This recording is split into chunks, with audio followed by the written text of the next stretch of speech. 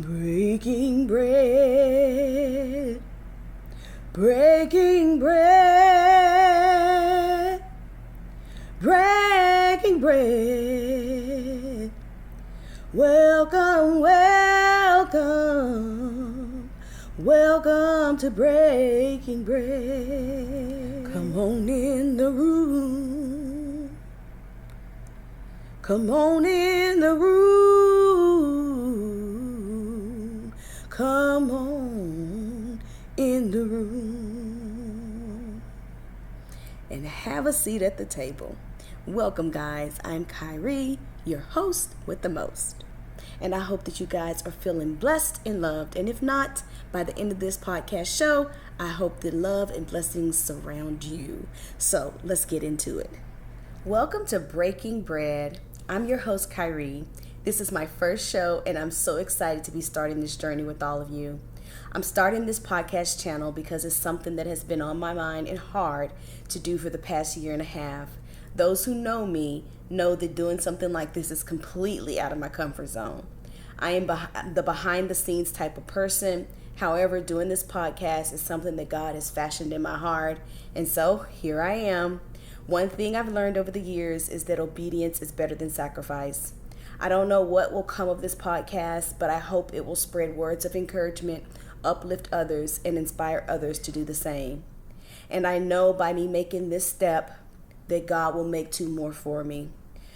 So I am dedicating this show to obedience and new beginnings. So my hashtag for today is one day, one step at a time. I chose this hashtag because to get anywhere, you must first make a move towards the direction and where you're trying to go. And sometimes we want to get to where we want to go instantly, but most often that's not feasible. We must take it one day at a time, one step at a time, and put in the work. Instant gratification is not long lasting because you don't have to work for it. Having said that, my first topic of discussion is going to be about today, feeling lost.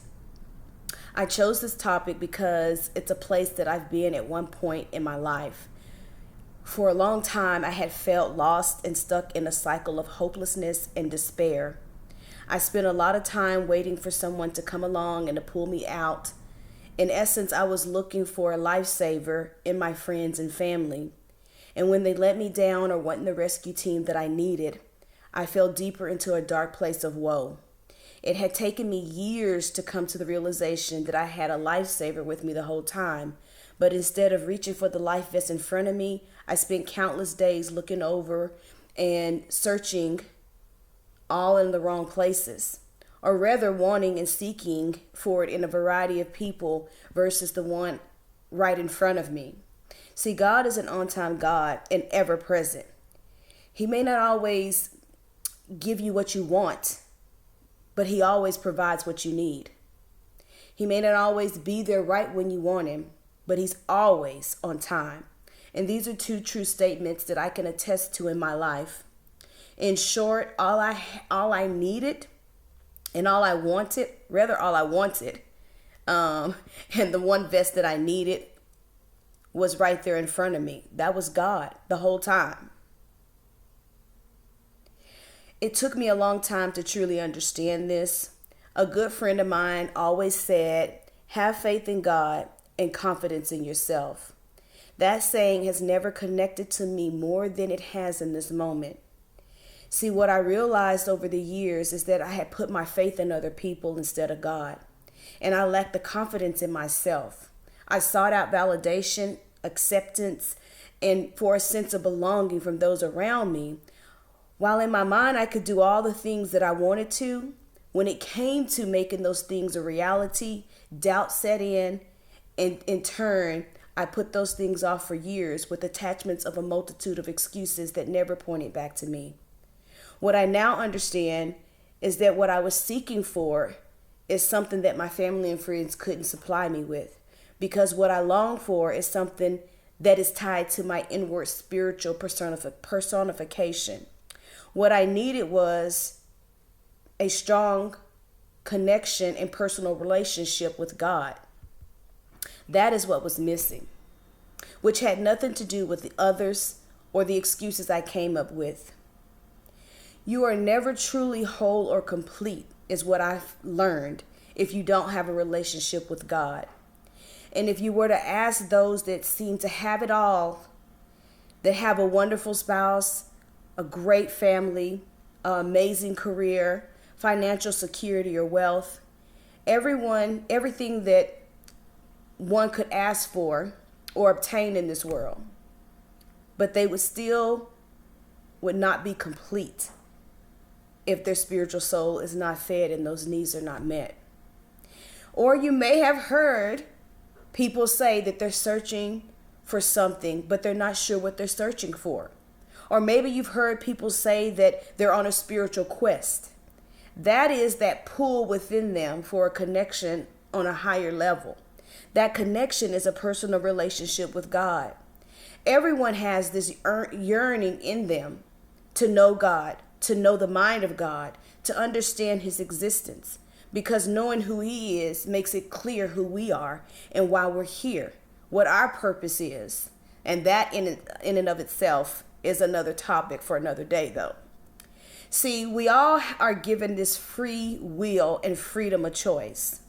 And what we do with our free will and choice is entirely up to us.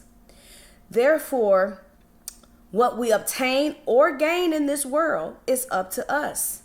We can't hold others responsible for our gains or our losses in our life. We must look inward. Anyone who's ever overcame any addiction knows the first step is to acknowledge your addiction. A lot of us have an excuse addiction, but it's time to acknowledge it. Put it in the work needed for self-reflection, correction, healing the mental, spiritual, emotional, and physical of our beings. See, your excuses may be tied to a spiritual disconnect like mine was. Or maybe it's you're staying in a bad relationship, or financial instability, or uncertainty of the unknown. But whatever it is, to truly come forth in your full potential, you must have an ongoing connection with God. And if we think about it, connections are how we function daily. They're what make the world go around. Business connections, family connections, relationship connections, parent-child connections, and so forth. So why then wouldn't we seek to have a connection with our Creator? The strongest connection one can have is a spiritual connection because it feeds the soul. It's what ties all of us here in this universe together. See, I heard someone say, recently I heard somebody say that yesterday is like a cash check. Tomorrow is an IOU. And today is all you have for certainty. It's a gift. What you do with today matters. You cannot revisit yesterday, and tomorrow it may never come. All you have is the here and the now, and the choices you make will impact your tomorrow. If you put out the same old, you'll keep getting what you've always got. And it's not until you start making changes that the new things will come your way. So don't keep putting off today for tomorrow, because tomorrow's not promised to anyone.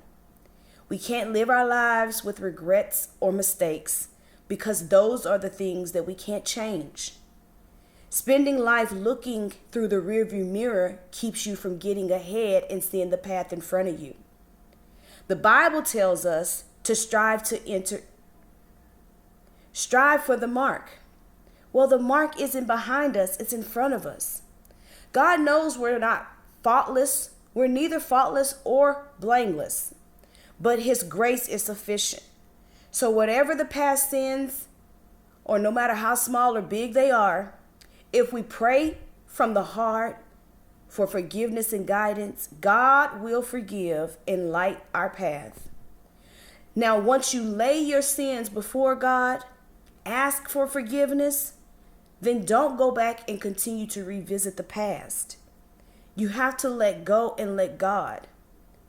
And it's not God that's holding on to our mistakes. It's us. Like, we have been our biggest hindrance. So I tell you today, move out of your own way. As long as you don't keep doing the wrong you once repented of,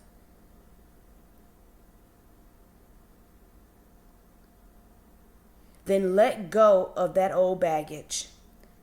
Because old baggage is a dead weight. You can't get far packing it because it's taxing on the body, it's taxing mentally, it's taxing spiritually, it's taxing emotionally, and it's taxing physically. This taxing causes a domino effect in many aspects of relationships and throughout your life. And it keeps you from being prosperous as you should be. You know, another story is coming to mind that connects to all of this. And it's a story that I'm sure a lot of you may have heard. It's a story about a monkey in a trap. And in case you haven't heard it, I will paraphrase it for you here. Well, the story goes, years ago, some hunters would put monkey food in vases with a narrow opening, and the monkey would put his hand in and try to take the food out. But he couldn't get the food out because the opening was too small for him to pull his closed hand out with the food. So the monkey, not realizing or not willing to leave the food, kept him from being free. See, we can't be like that monkey. We got to be wise. We got to let go of the old and let God. You got to empty out in order for you to be poured into, and for God to fill you up, and for good things and other things to come your way. And when you can't let go like the monkey couldn't let go, that's why you feel like you're going around and around in circles, because you're holding on to things that's keeping you bound. Whether that's fear, bad relationships, miserable job, toxic family member, fake friends, and I would even include a lack of acknowledgement of God or having a spiritual connection, that lack of having a spiritual connection with Him. So there's so many different dead weight baggages that many of us have been guilty of holding on to, and you may be guilty even now in the present. But it's not too late to drop that dead weight and free yourself. You have to let go, and you have to let God. So I'm not going to make this video extremely long. Having said what I said, if you feel that, you've been feeling lost, or you feel in a state of despair, I hope that something I've said today resonates with you and motivates you to make moves to break free of that mindset and to come out of that dark place you're in. No matter how dire your situation is right now, things can get better. But it starts with you, and it starts with a choice. You can't fixate on the past, nor worry about the future, because tomorrow's not promised. So count today as a precious gift and make the most of it. And keep in mind that starting is the hardest part. Often we want things to be perfectly in place or perfectly aligned before we begin. But if we just make forward movements, things will come together the way they're meant to, which is not always the way we plan for them to. But trust me, it'll come together in the order and in the manner God has ordered them to be from the beginning, as His will is always the way that is best and how it should be. So with that, my blessties, I send you lots of love. I wish you peace and blessings.